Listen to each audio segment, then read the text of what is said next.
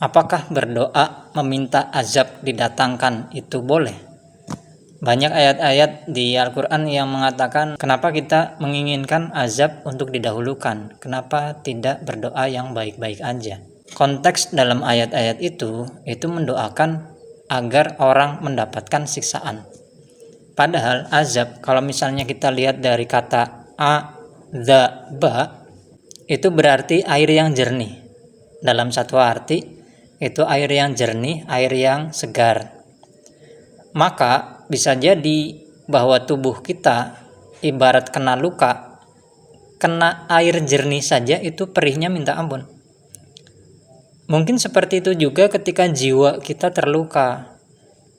Ketika kita jiwanya kotor, kita bisa dengan istighfar, dengan wudhu, dengan sholat, maka itu akan bersih. Ibarat dalam satu hadis, bagaimana kalau misalnya ada orang yang mandi 1 hari 5 kali, pasti akan bersih banget tubuhnya. Begitu juga dengan sholat, orang yang jiwanya dibersihkan dengan cara sholat sehari 5 kali, maka jiwanya akan bersih. Dan dosa-dosa yang diibaratkan kekotoran tadi, itu akan hilang. Tapi ketika kita memintakan azab, katakanlah, atau azab datang, itu seperti halnya jiwa yang sudah terluka. Maka jangankan dengan air hangat, air yang kotor, air yang dingin, air yang jernih dan adem, atau tidak panas juga tidak dingin, itu juga akan terasa sangat pedih, terasa sangat perih. Itulah mungkin pengibaratan azab. Kenapa? Karena tidak mungkin Tuhan itu memberikan keburukan pada hamba-Nya. Jadi sekalipun itu terdengar mengerikan, azab, siksaan, padahal secara akar kata itu berarti air yang segar, air yang jernih, yang bisa digunakan untuk mengobati luka-luka jiwa kita. Bagaimana dengan ketika Nabi Muhammad mendoakan azab kepada Wahsy yang membunuh Hamzah bin Abdul Muthalib atau paman beliau? Doa-doa tentang azab yang dilarang itu doa-doa yang konteksnya, ahwalnya, situasinya, kondisinya itu dalam kondisi marah, kondisi dendam, kondisi kebencian, dan itulah yang dilarang. Kenapa? Karena dalam satu ayat, azab dan hidayah itu memang wewenang Tuhan.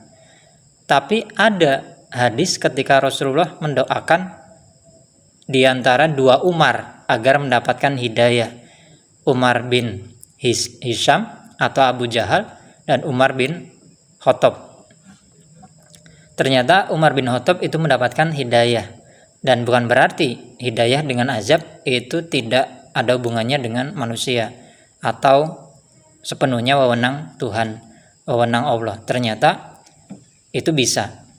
Ada hadis ketika Nabi Muhammad membacakan kunut nazilah, kunut untuk mengazab, menghukum suatu kaum yang membantai para hafidz yang diutus ke sana, ke suatu daerah dengan melaksanakan misi dakwah.